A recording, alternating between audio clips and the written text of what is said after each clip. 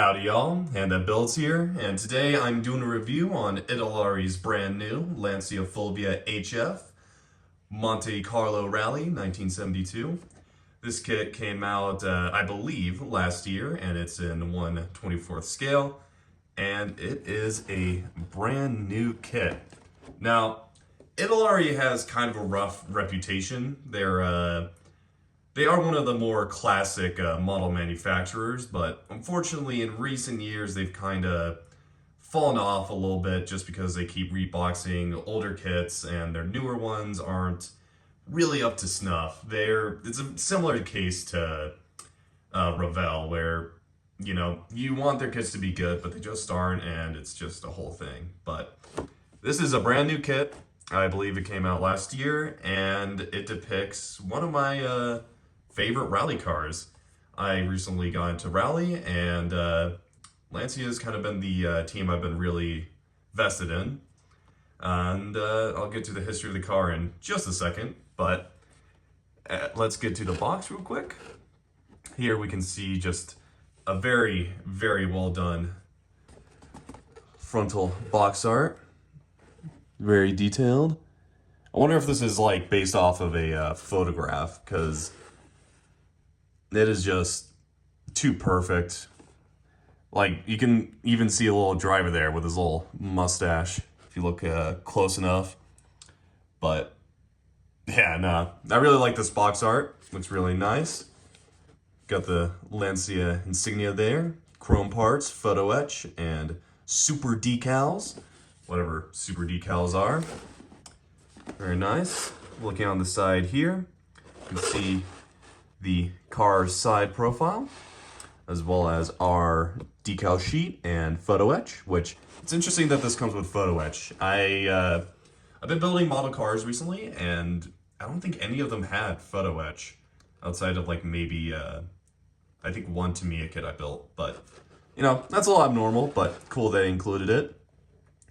Probably part of why was its price, which I'll get to later.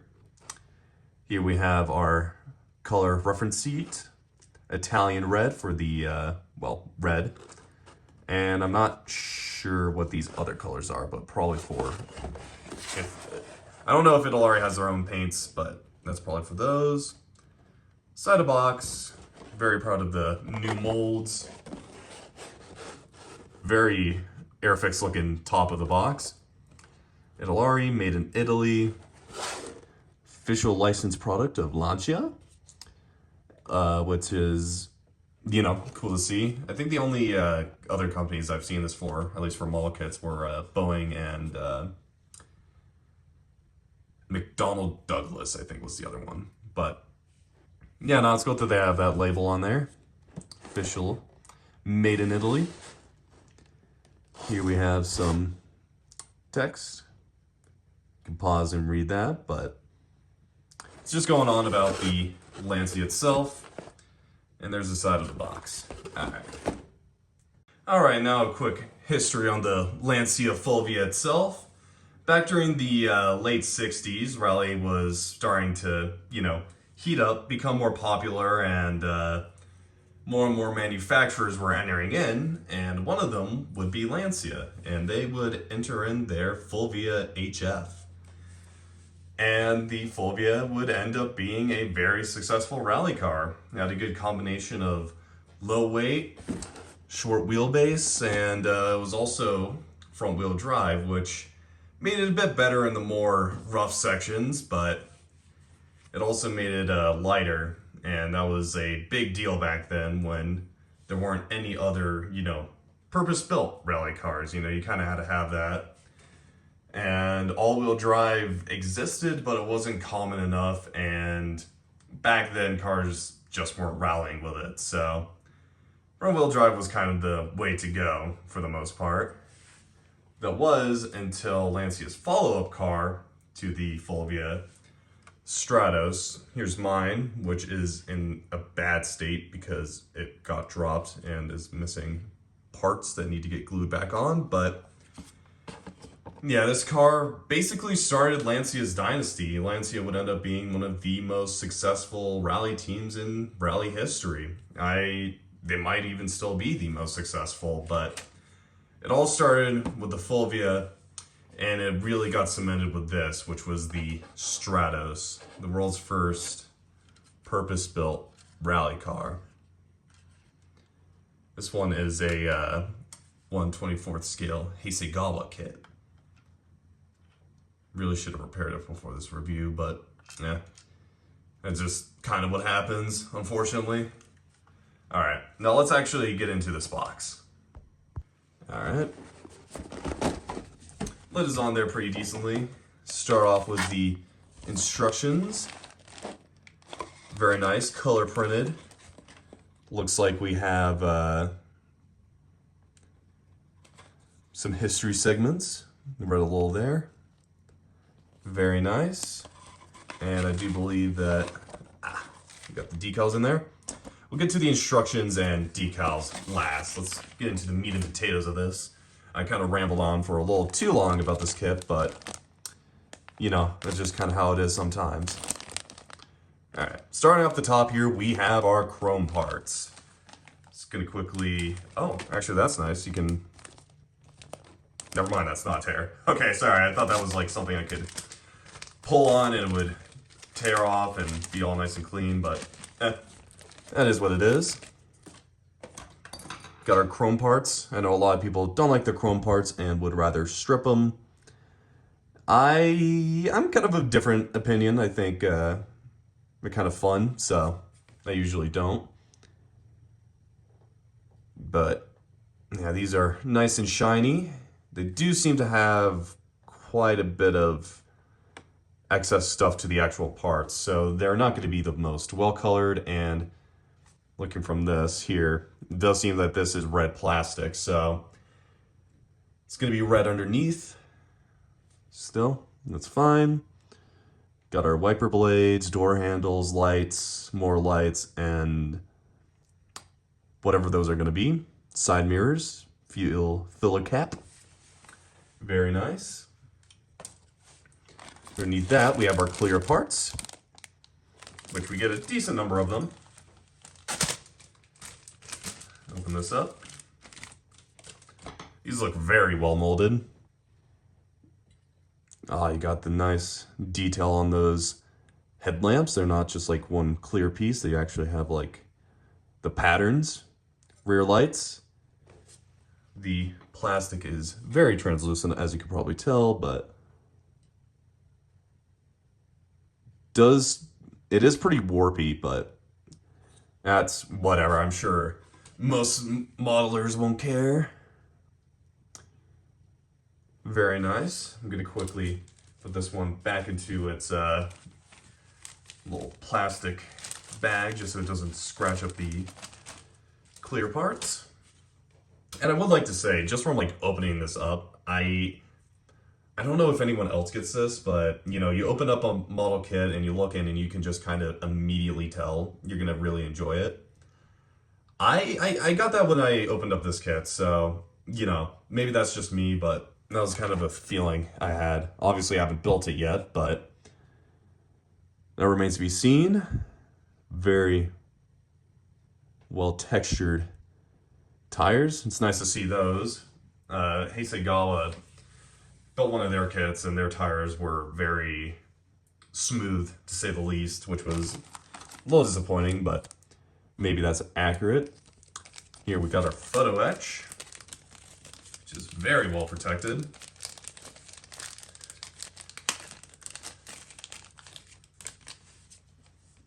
It's a nice silver color, so you don't have to, but still I would paint these before you put them on. Some pins, the grills look like chains. Fomenticana, which I wonder is the people, I wonder if those are the people who made the photo etch.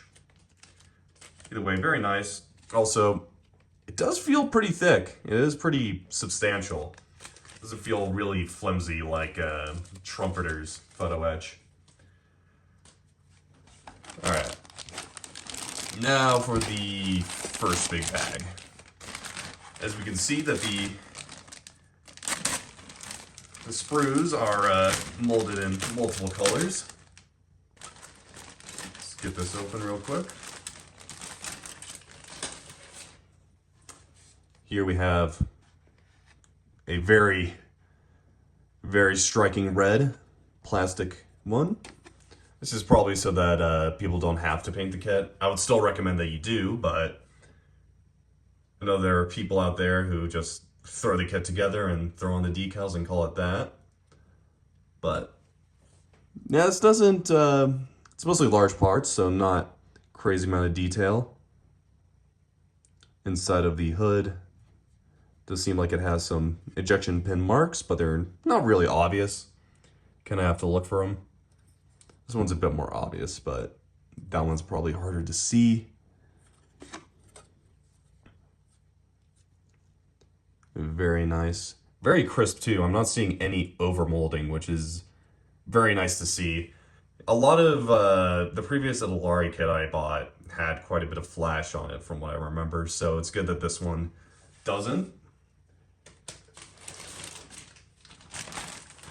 Next up, we have, well, this is already on there, but the lower half and upper half of the chassis. Looks like we got two nubs in the back here, so be careful of that. But yeah, this has a really nice shape to it. One of the things I'm noticing is that there aren't really any obvious seam lines. Like maybe that, but I feel like if you paint it, it's not going to be noticeable. Very nice. A little scuffed from being in the same bag as all those other parts, but still pretty fine. Just has very nice geometry to it. I noticed this in the back. I don't really know why there's like a weird square there, but that you're gonna have to probably sand down. It is only on that side, so I don't know, maybe it marks out where a part goes, so don't sand it off immediately. Still very nicely molded. There's no real seam lines I'm seeing. I know I said that earlier, but it's always like kind of the thing I notice. Yeah, very nice. A very good looking chassis. Here we have the lower half, which that's probably going to be the engine bay, the interior, and what looks to be the trunk, but I don't think you're going to be able to access the trunk at all. Interior doors, very, very black. Presumably the front of the suspension. More of the interior, radiators, rear view mirror, gas pedals, shifter, just all kinds of little parts, really. Steering wheel. Here we have the instrument panel, or dashboard, I guess. I'm used to talking about planes. Very simple, very basic, but I think that's the same way on the real car. These seats, on the other hand, have some crazy texturing to them. Look at that. Very nice. Very cool. Rear suspension, presumably. Let's flip this over, get a look at the backside of these. This is the underneath of the car, which has some pretty obvious ejection pin marks. It's a little hard to tell if they're raised or not. They feel pretty even to the actual body of it. What you could maybe do is, well, I mean, you could sand it down, obviously, but this is textured, so that's kind of hard to do. Maybe just that bit with Tamiya glue and like press down with your thumb or something to give it a texture, maybe. I don't know. I'm just spitballing ideas on how to fix it because there are a lot of ejection pin marks on the underneath of this. But, you know, what can you do? I'm sure it won't look too bad if you were to throw like a bunch of mud and stuff like that underneath of it. Underneath the car. Very nice. Not too much to really see there for the rest of it. And now this last silver bit. So far, so good. Looks to be a very high quality kit, which is what I was hoping for. Unfortunately, I don't think there's any real, there isn't really any other Lancia Fulvia kits out there, I don't think. At least not in ScaleMates.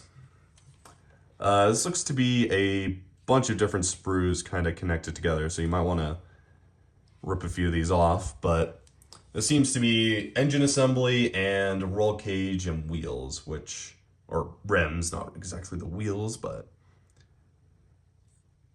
it's very interestingly shaped, probably to help hold the tire shape once you put them over with those little thingamabobs.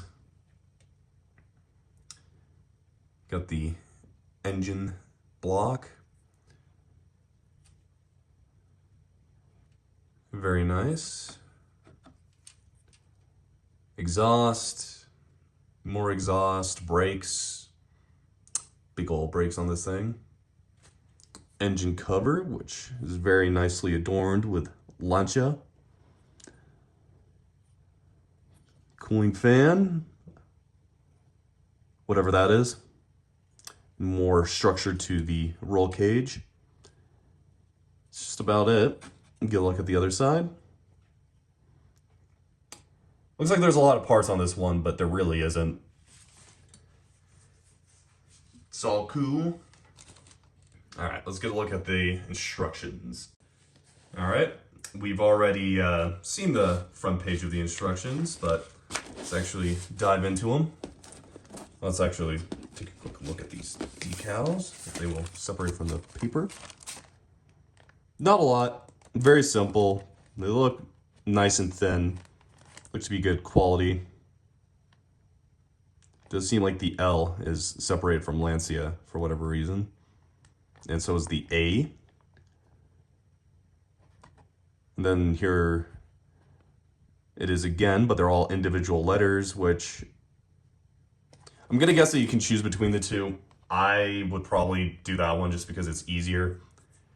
I mean, sure, you will have less film, but I feel like the actual accuracy of like the letter spacing and all that would be a lot closer if you did it that way. Number 14,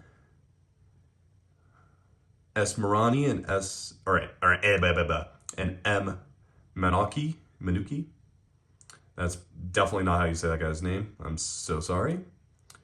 Got the HF logos, the Monte Carlo, and the big old 14s on roundels. Very nice. All right, here we have a sprue list.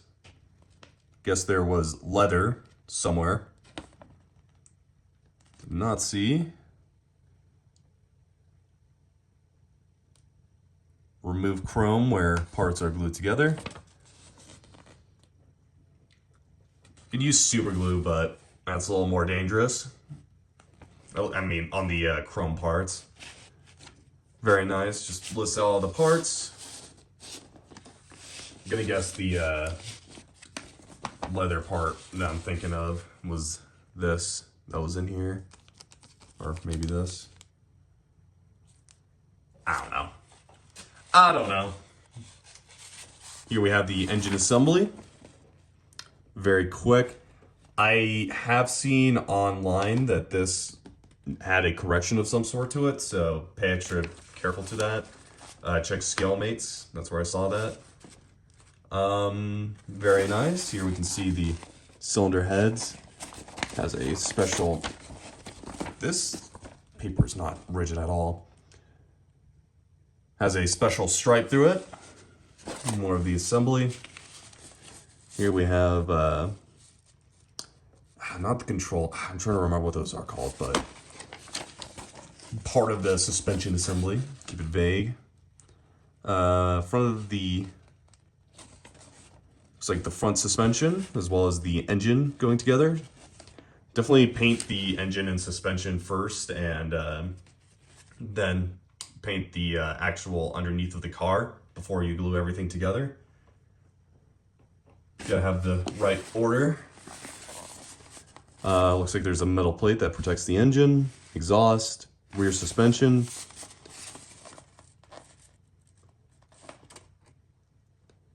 Radiator and brakes. Does not seem like the brakes rotate, so that's like something I noticed with some model cars, is that the brakes are part of the wheels. Pedals, seats, interior of the car. Got decals for the seats, which is nice. Back seat as well. Looks like there's a box that's supposed to go on the back of those.